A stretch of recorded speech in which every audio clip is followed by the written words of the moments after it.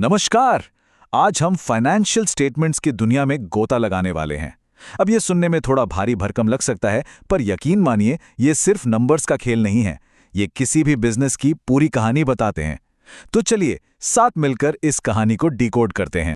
एक बहुत मशहूर कहावत है, अकाउंटिंग को सही मायने में बिजनेस की भाषा कहा गया है। जरा सोचिए इसके बारे में। जैसे हम और आप बात करने के लिए हिंदी या अंग्रेजी का इस्तेमाल करते हैं, वैसे ही एक बिजनेस अपनी सेहत, अपनी परफॉर्मेंस के बारे में बात करने के लिए अकाउंटिंग का इस्तेमाल करता है। ये सिर्फ प्लस माइनस नहीं है, ये एक पूरी जुबान है जो हमें बताती है कि कंपनी कहाँ जीत रही है और कहाँ उसे मुश्किल हो रही है। तो आज के इस सफर में हम क्या क्या देखने वाले हैं, उस पर एक नजर डालते हैं। सबसे पहले हम समझेंगे कि अकाउंटिंग को बिजनेस की भाषा आखिर क्यों कहते हैं। फिर इस भाषा में लिखी कहानी को पढ़ते कैसे हैं, वो जानेंगे। हम ये भी देखेंगे कि पार्टनरशिप फर्म्स अपना प्रॉफिट आपस में कैसे बांटती हैं, और तब क्या होता है जब पार्टनरशिप के नियम ही बदल जाते हैं। और आखिर में हम उन ऑर्गेनाइजेशंस की बात करेंगे जो मुनाफे के लिए नहीं बल्कि एक मिशन के लिए काम करती हैं। वो अपना हिसाब किताब कैसे रखती हैं। तो चलिए हमारे पहले पड़ाव से शुरू करते हैं, बिजनेस की भाषा। और ये समझना इतना जरूरी क्यों है। देखिए, कोई भी बिजनेस अकेले नहीं चलता, उससे कई लोग जुड़े होते हैं। कंपनी के मालिक जिन्होंने उसे शुरू किया, वो लोग जिन्होंने उसे उधार दिया यानी क्रेडिटर्स, इन्वेस्टर्स जिन्होंने अपना पैसा लगाया है, और हाँ, सरकार भी। अकाउंटिंग एक पुल की तरह काम करती है जो इन सभी लोगों तक बिजनेस के सही सही नतीजे पहुंचाती है। आसान भाषा में कहें तो ये सबको बताती है कि भाई कंपनी कैसा काम कर रही है, प्रॉफिट में है या उसे मदद की जरूरत है। ठीक है, तो ये तो समझ आ गया कि एक कहानी है, पर सवाल ये है कि ये कहानी लिखी कहाँ जाती है। चलिए हमारे अगले सेक्शन में यही पता लगाते हैं, फाइनेंशियल कहानी को पढ़ना और उसके मुख्य दस्तावेज। ये कहानी लिखी होती है फाइनेंशियल स्टेटमेंट्स में। आप इन्हें बिजनेस की डायरी या किताबें समझ सकते हैं। मोटे तौर पर 3 मेन चैप्टर्स होते हैं इस कहानी के।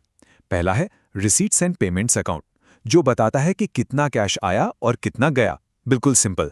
दूसरा इनकम एंड एक्सपेंडिचर अकाउंट, जो साल के आखिर में बताता है कि कुल मिलाकर फायदा हुआ या नुकसान। और तीसरा बैलेंस शीट, जो एक सिंगल स्नैपशॉट में कंपनी की पूरी फाइनेंशियल हेल्थ दिखा देती है। चलिए अब थ्योरी से निकलकर कुछ प्रैक्टिकल देखते हैं। हमारा अगला सेक्शन है पार्टनरशिप प्रॉफिट कैसे बांटती है, और इसे समझने के लिए हम profit and loss appropriation account की मदद लेंगे।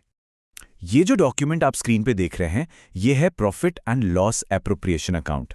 इसे आप पार्टनर्स के बीच प्रॉफिट बांटने का संविधान या रूल बुक कह सकते हैं। जो भी नेट प्रॉफिट होता है ना, वो पार्टनर्स में कैसे बंटेगा, किसको कितना मिलेगा, ये सब कुछ यहीं तय होता है। अब ये दिखने में थोड़ा कॉम्प्लिकेटेड लग सकता है, पर है नहीं। इसे 3 बहुत ही आसान स्टेप्स में तोड़ा जा सकता है। स्टेप 1, जितना भी नेट प्रॉफिट या लॉस हुआ उसे इस अकाउंट में ले आइए। स्टेप 2, अगर किसी पार्टनर को सैलरी या कमीशन देने की बात हुई है तो उसे एडजस्ट कीजिए। और स्टेप 3, पार्टनर्स ने जो पैसा लगाया है यानी कैपिटल, उस पर ब्याज का हिसाब किताब कीजिए। इन सब के बाद जो अमाउंट बचेगा, बस वही पार्टनर्स के बीच उनके तय किए गए रेशियो में बढ़ जाएगा। सिंपल। लेकिन बिजनेस की दुनिया में कुछ भी हमेशा के लिए नहीं होता, चीजें बदलती हैं। तो क्या होता है जब पार्टनर्स अपने पुराने एग्रीमेंट में ही बदलाव कर देते हैं?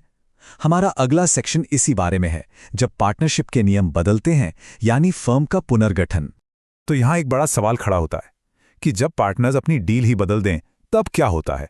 इसी बदलाव को अकाउंटिंग की भाषा में कहते हैं पार्टनरशिप का पुनर्गठन या रिकॉन्स्टिट्यूशन ऑफ पार्टनरशिप। इसका सीधा सा मतलब है पुराने अग्रीमेंट में कोई भी चेंज। ये चेंज क्यों हो सकता है?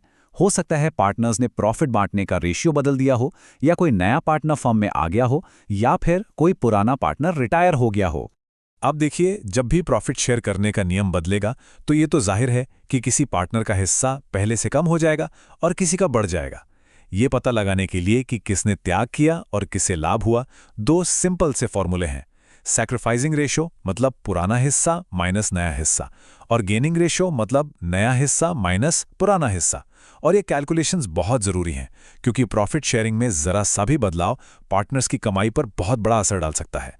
अच्छा, अभी तक हमने सिर्फ उन कंपनियों की बात की जिनका मेन मकसद प्रॉफिट कमाना है। पर क्या अकाउंटिंग सिर्फ उन्हीं के लिए है? नहीं। चलिए एक अलग तरह के संस्थाओं की दुनिया में चलते हैं।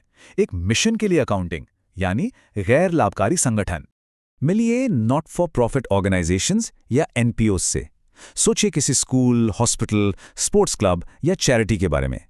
इनका मकसद पैसा कमाना नहीं होता, ये सांस्कृतिक, शैक्षिक या समाज सेवा जैसे मकसदों के लिए बनाए जाते हैं। लेकिन इसका मतलब ये नहीं कि इन्हें हिसाब किताब नहीं रखना पड़ता। अपने मिशन को पूरा करने के लिए इन्हें भी अपने हर पैसे का हिसाब रखना पड़ता है। एनपीओस के लिए दो खास स्टेटमेंट्स होते हैं। बाईं तरफ है रिसीट्स एंड पेमेंट्स अकाउंट। ये बिल्कुल एक कैश बुक की समरी जैसा है, कितना पैसा आया, कितना गया, बस। और दाईं तरफ है इनकम एंड एक्सपेंडिचर अकाउंट। ये बताता है कि साल के आखिर में संस्था के पास उसके खर्चों से ज्यादा पैसा बचा, जिसे हम सरप्लस कहते हैं, या खर्चे ज्यादा हो गए, जिसे हम डेफिसिट यानी घाटा कहते हैं। ये दोनों मिलकर एनपीओ की पूरी फाइनेंशियल स्टोरी बताते हैं। तो जैसा हमने देखा, फाइनेंशियल स्टेटमेंट सिर्फ नंबर्स नहीं हैं, वो असल में एक कहानी सुनाते हैं। अब ये सवाल मैं आपके लिए छोड़ता हूं। आपकी जो भी पसंदीदा कंपनी हो, जरा सोचिए उसके नंबर्स कौन सी कहानी सुना रहे हैं। क्या वो तरक्की की कहानी है या फिर संघर्ष की?